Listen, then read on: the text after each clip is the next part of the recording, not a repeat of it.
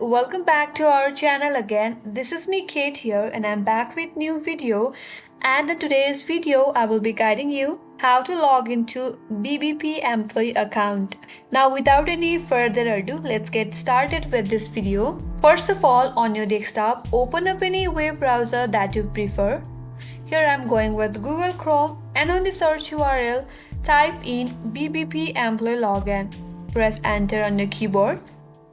Now click on this first link on your interface that says BBP admin login. That will take you to login page. Now to log in, first of all enter your valid username.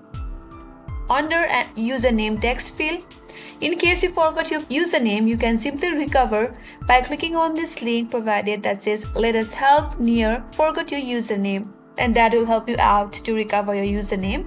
If you are done typing in your username, now under that enter your correct password. In case you forgot your password again, click on this link that says let us help, then that will help you out to recover your password. Or if you don't have an account yet, you can simply create one by clicking on this button that says register. Follow the procedure and after that you will have an account. Now if you are done typing in your username and your password, click on this sign in button, and on the next page you will be successfully logged into your employee account.